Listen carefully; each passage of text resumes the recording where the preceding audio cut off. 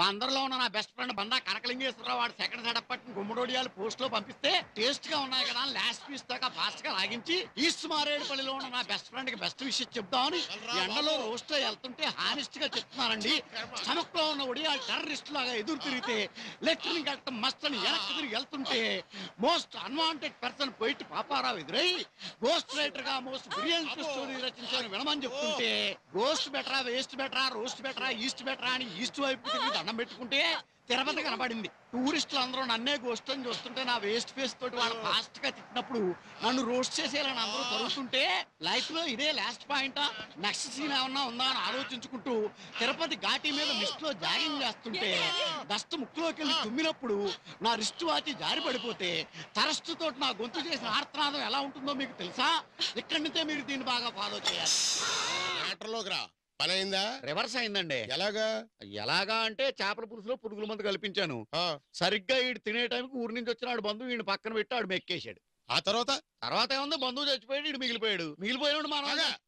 మా ఇంట్లోనే అలాగే జరిగిందే. మనకి కొంచెం తేడా ఉందిలేదు. నాకు అన్ని ట్రబుల్స్ ఏనండి. నా మనసు అంతా ఇరిగిపోయింది. నాకు ఇది వద్దు, నేను వేరే పిల్లని చూసుకుంటాను. అయితే అమ్మాయిని మా ఇంట్లో వదిలే. తప్పయ్యా, అనుకున్నది సాధించాలి. అదే మగతనం అంటేనే అంతం చేసి దాని మారుమని వాడిదాకా నువ్వు అసలు నిద్రకూడదు. అంటే నువ్వు స్లీప్లెస్ టాబ్లెట్లు వేసుకోవాలన్నమాట. ఊరికే మధ్యలోనా మీరే ఏదో మంచి ఐడియా చెప్పండి. 500 అవుద్ది. 1000 రూపాయలు తీసుకోగాని చెప్పు. నా దగ్గర లెక్కికెత్తుంది, దాన్ని నీకు ఇస్తాను.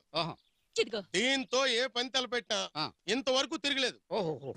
రాత్రిపూట ఏదో నిద్రపోతున్నప్పుడు నల్లటి ముసుగేసుకుని వెళ్ళి ఆడు పొత్తు కడుపులో కత్తితో కసకస పొడిచి పారేస్తాడు. బానే ఉంది. ఆ కత్తి పోలీసు వాళ్ళకి దొరికితేనా? నువ్వు టెన్షన్ పెట్టక మధ్యలోనా. సార్ పెద్ద మనసుతోటి ఇది ఇచ్చేసి మీరే ఆశీర్వదించండి. ఇదిగో పెద్దోడిని చేదస్తం కొద్దీ చెప్తున్నానని అనుకోపోతే అనుకోను. ఆ నేసేసిన ఈ నెత్తురు కత్తి నా కంటికి చూపించాలి. మీరు చూడలేరేమో. నెత్తురు చూస్తే మీ కళ్ళు తిరుగుతాయేమో. No problem. అయితే ఓకే. ఏంటమ్మా బన్నీ? సార్ నేను మిమ్మల్ని ఒకటి అడగొచ్చా?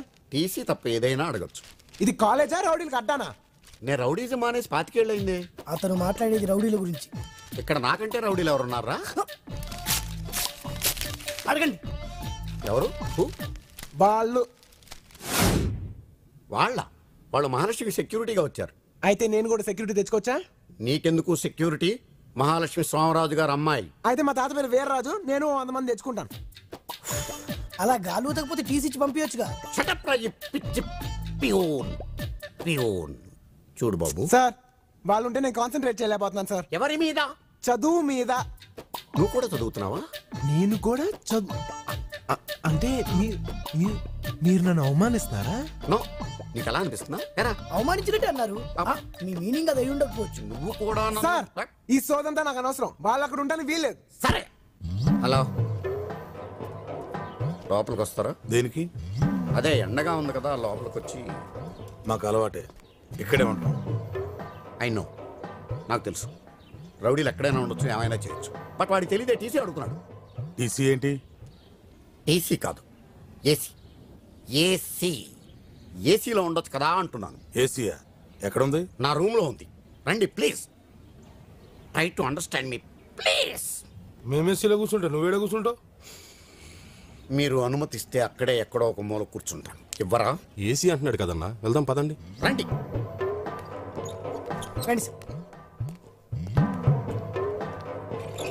ఆహా, బా చల్లగా ఉందానా?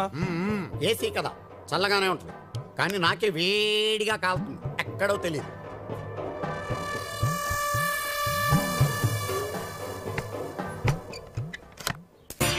బన్నీ, నా కార్లో వెళ్దాం. కార్లో వెళ్తే ఉంటది, మనం బైక్ లో వెళ్తేనే మజా. ఎవరైనా చూస్తే? నీ ప్రాబ్లం అదే కదా, డోంట్ వరీ.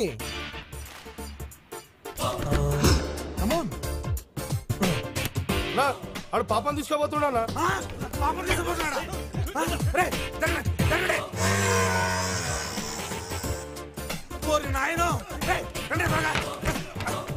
అది రాదు, ఆడు బయట నుంచి గడియ పెట్టాడు. అన్నా వీడు తెలివిగా మనల్ని ఇక్కడ ఇరికించేసాడన్నా. ఏరా, ఇందుకేనా మమ్మల్ని ఏసీ గీసీ అని చెప్పి లోపల తీసుకొచ్చావు? నాకేం తెలియదు సార్. ఏం తెలియకపోవడం ఏంటి సార్? మీరు వాడు మాట్లాడుకునే కదా అన్నోళ్ళని ఇక్కడ తీసుకొచ్చారు. చెప్పొద్దా సార్? వాడితో మాట్లాడిన మాట వాస్తవమే సార్, కానీ వాడు బయట గుండెం పెడతాడని మాత్రం నేను ఊహించలేదు సార్. కావాలంటే mother promise, believe me sir. ఈ విషయం అన్నకు తెలియాలి. నిన్ను ఫుట్బాల్ ఆడుకుంటా పొట్టినా. తిట్టకండి సార్ ప్లీజ్. ఇప్పుడు ఏం చేద్దామన్నా? టెన్షన్ అనవసరం. బండి పాపెక్కిందా ఆడెక్కించుకున్నాడా? ఎవరెక్తాంలే, తప్పులేదు దానికి. నువ్వు వేసి పెంచు.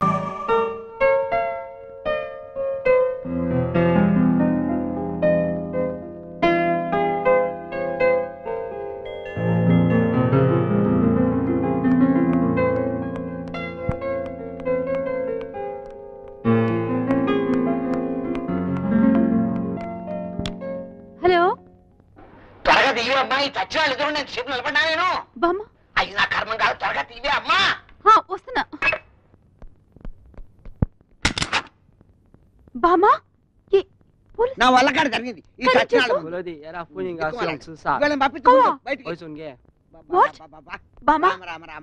నువ్వేంటి ఆత్మహత్య చేసుకోవడానికి పోయావా? ఆత్మహత్య ఎవడ చెప్పింది? ఈ చచ్చాళ్ళేనా? ఎవరా మా ఐదు చచ్చాళ్ళ? నేను ఆత్మహత్య చేసుకున్నా కనపడుతున్నాను మీకు. వాళ్ళని కాళ్ళు పడిపోయి నడవలేక జబ్బలు. మీ తాతయ్య గారు బతుకున్న రోజుల్లో ఈ పోలీస్ కమిషనర్లు ఈ మినిస్టర్లు మన ఇంటి చుట్టూ తిరిగేవారు కాస్తే ఈ పోలీసు అంటే నాకు భయమా?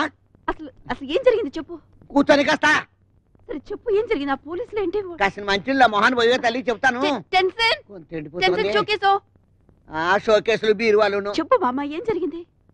ఏముందమ్మా, ఈవేళ కార్తీక పౌర్ణమి కదా, సముద్ర స్నానం చేద్దామని అలా వీధిలో సముద్రం వెతుకుంటూ వెళ్ళాను. ఆఖరి సముద్రంలో దిగాను. 4 అడుగులు వేసి ఒక్క మొలక మునుగుదాం అనుకునేటోడికి అయ్యి వీళ్ళమ్మక్కడ మాట వచ్చిన జబ్బలు మీకేసారే అమ్మా, బయటికి ఇడిచి వచ్చేసారే. మీ తాతయ్య గారి పేరు చెప్పేటోడికి సలాములు కొట్టుకుంటూ ఈ ఊళ్ళో అసలు వాళ్ళకి ఇవన్నీ అది నువ్వు నవ్వుతావేటే. దాన్ని పిలిచి కాసిన మంచి భయమనవే. ఈ డ్రెస్ ఎలా ఉంది? ఆ పోలీస్ చచ్చిన నా జబ్బలు చేశారు. ఆ బాధలో నేను ఏడుతుంటే మధ్య నువ్వే ఉంటా హనుమంతు.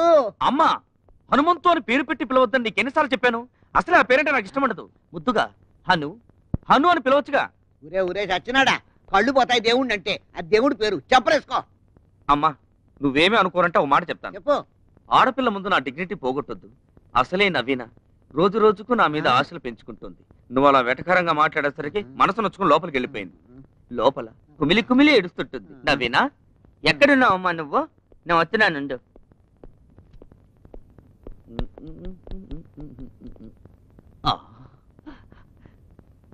అబ్బా, ఇంతకీ నా డ్రెస్ మీద నీ ఒపీనియన్ చెప్పలేదు. ఎక్స్క్యూజ్ మీ మావయ్య. మావయ్య, నేను ఒక మాట అంటాను, ఏమనుకోవుగా? ఇండియాలో నువ్వు ఏం చేయటం లేదని నేను ఇక్కడికి తీసుకొస్తే ఇక్కడ కూడా ఏం చేయకుండా టైం వేస్ట్ చేస్తే ఏం బాగుంటుంది చెప్పు? అవును, నేను కూడా ఏదో పని చేయాలనుకుంటున్నాను. కాబోయే భార్యగా నా స్టేటస్ పెరగాలనుకోవడం ఏం తప్పులేదు. కానీ నేను చిన్న చిన్న పనులంతా చెయ్యను. కొడితే ఏనుగు కుంభస్థలం కొట్టాలి. టాటా బిర్లాను కాలేకపోయినా కనీసం మోడీ మస్తన్నైనా అవుతాను. This is latest model and fancy color, sir. Excuse me.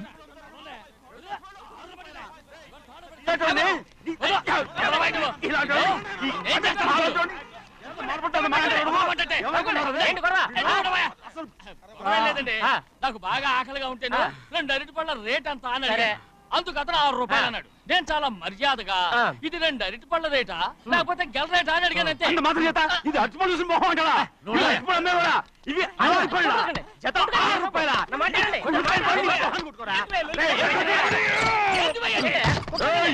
బండి లేపుతావు. ఓవైపు భారతదేశం అణుబాంబు తయారు చేసే స్థాయికి ఎదిగిపోతుంటే వీళ్ళు ఇంకా అరటిపళ్ళు కోసం కొట్టుకుంటున్నారు సార్. అదే మన స్పెషల్. Well said. దాంట్లో తప్పే ఉందా? తప్పులేదంటావేంట ఆయన అతని దగ్గర మామూలు గివ్వులు ఏమైనా తీసుకున్నావా? ఇవ్వలేదా?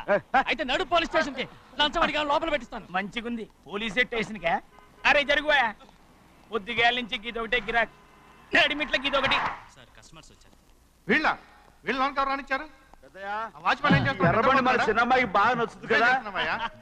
బయట పంపించు. చేతులేండి. చేయి పెట్టకూడదా? అయితే కాలు ఎడదాం. కాలు తీయండి. ఏం కావాలి మీకు? ఈ బండి చూడటానికి చాలా బాగుంది. రేట్ అంత ఏంటి? చూడటానికి రేట్ లేదు కానీ చూసి వెళ్ళండి.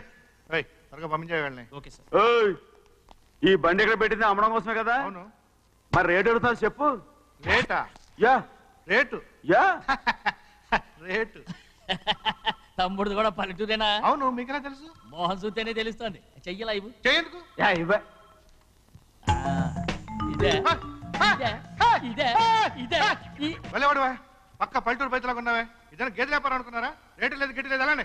చిన్నయ్య అర్థమైంది. రేటు చెప్పుండ్రి సాబ్, లేకుంటే గాడిని ఉల్టా చేస్తాడు. ఉల్టా చేస్తాడా? 8 lakhs. 8 లక్షలు. 8 లక్షలా? 8 లక్షలే. కొనే మొక్కలు ఎలాండే? చిన్నయ్య మనం అంటే ఏంటో ఇతను కొంచెం చూపించు. ఆటోలో మూడెత్తురా. మూడ విప్పి కింద పోయి. నేను పోయా, నువ్వే పోసుకో. అరే ఎక్కువ ఇస్తాలే పోయి. పొద్దుగల సంధి గిట్ట కొడుతున్నావు. ఇవాళ ఈలతోనే ఇస్తున్నా.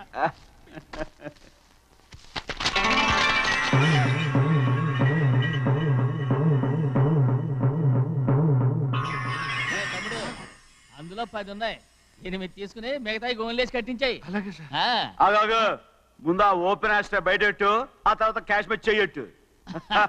సార్ ఓపెన్ ఆస్ట్రే కాదు సార్, ఓపల్ ఆస్ట్రా. ఏదో కానీ ఈ మొత్తం జొన్నలన్నారు. జొన్నలమ్మిన డబ్బులని అర్థం రా. జొన్నలమ్మిన పైసలే గింతైతే మరి మొక్కజొన్న పైసలు? అరే ఆ విడి నిండా ఉన్నాయి ఓయ్. మీ అసంటోళ్ళు తాకితేనే మాకు భాగ్యం సాబ్. ఒక్కటిచ్చుకోండి సాబ్. నేను ఉత్తుతా కొట్టను సాబ్. పంచులు అవుతారండి ఊళ్ళందరూ. కొట్టను. తప్పదు సాబ్, ఒక్కటిచ్చుకోండి సాబ్. తప్పదా? తప్పదు సాబ్.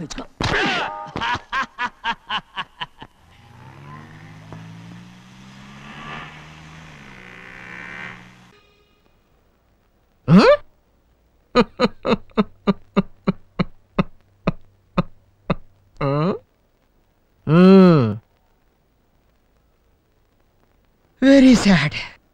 ఎరా ఎగిరిపోతాను ఎగిరిపోతాను అన్నావు, ఇదేనా ఎగిరిపోవటం?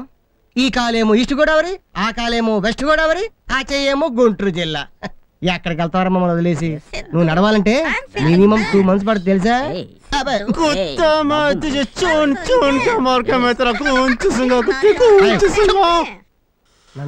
వదలమ్మా. నువ్వు షోలేలో ధర్మేంద్ర కదమ్మా, సంజీవ్ కుమార్వి.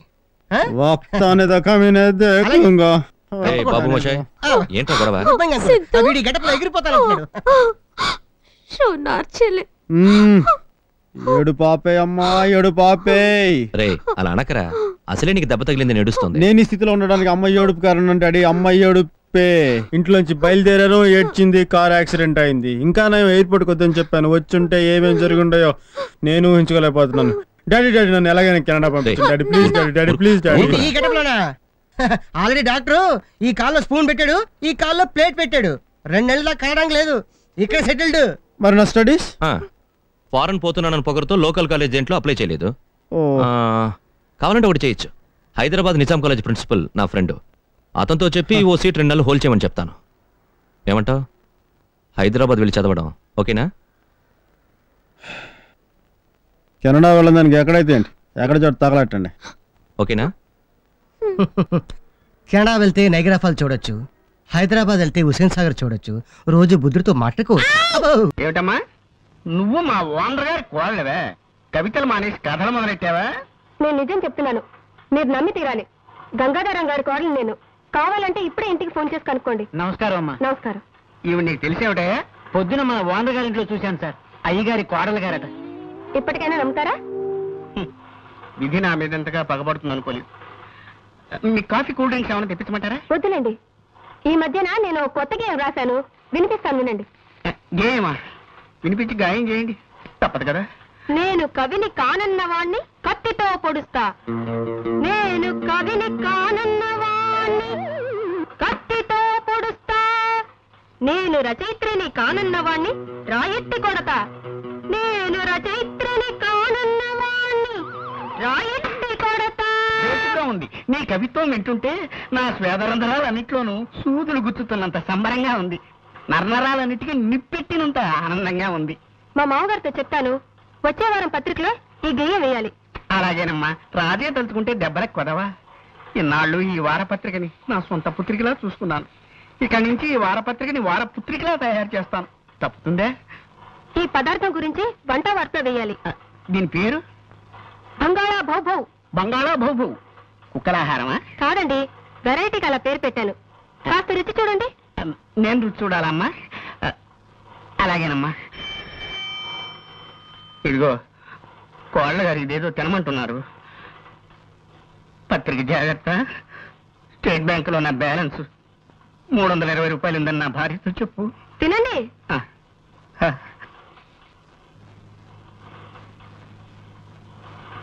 ఎలా ఉంది?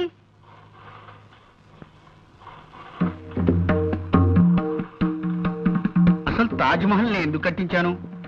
అశోకుడు ఆడుకోవడానికే కదా. మరి రోనాల్డ్ రేగన్ అలా అంటాడేమిటి? అంటే టిప్పు సుల్తాన్ మాటే నిజం అవుతుందా? ఏమో మరి.